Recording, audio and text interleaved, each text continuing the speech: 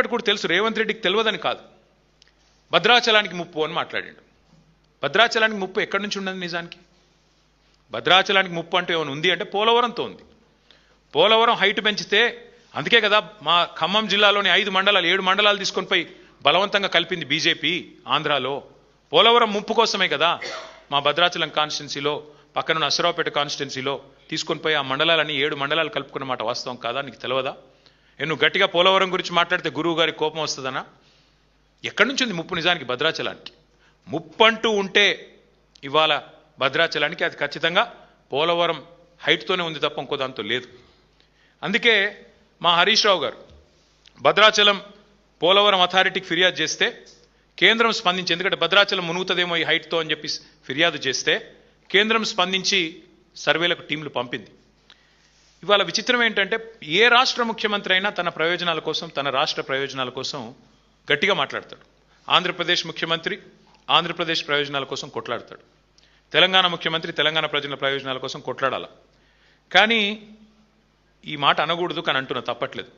ఈ దరిద్రుడు మాత్రం సొంత రాష్ట్ర ప్రాజెక్టుల గురించే సొంత గడ్డకే ప్రమాదం అని వాదిస్తూ ఉన్నాడు. అది కూడా తెలిసి, తెలవక కాదు, తెలివి తక్కువతనం కాదు, అతి తెలివి. ప్రజల్ని మభ్యపెట్టొచ్చు, ఎన్ని రకాలుగా అయినా ఇష్టం వచ్చినట్టు మాట్లాడొచ్చు అని చెప్పి ఇవాళ మాట్లాడుతూ ఉన్నాడు.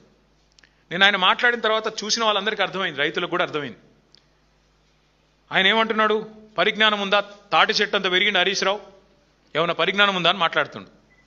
నేను అంటున్నా రేవంత్ రెడ్డి గారిని, పరిజ్ఞానం ఎవరిదో, మిడిమిడి జ్ఞానం ఎవరిదో మరి అందరికీ అర్థమైంది ఇప్పటికే.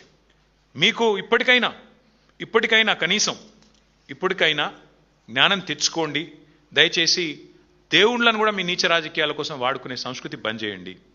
మీరు ఎన్నికల ముందు కూడా చేశారు ఇదే పని. పార్లమెంట్ ఎన్నికల ముందు ఇదే భద్రాచలం పోయి రాముల వారి మీద ఆనా అన్నావు, రుణమాఫీ చేస్తా అన్నావు.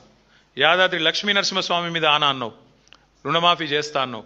కనబడ్డ దేవుళ్ళందరి మీద ఒట్టు పెట్టినావు. ఇవాళ ఆ దేవుళ్ళే తలలు పట్టుకుని కూర్చునే పరిస్థితి వచ్చింది. వీడెక్కడ దొరికిండ్రా మాకు అని.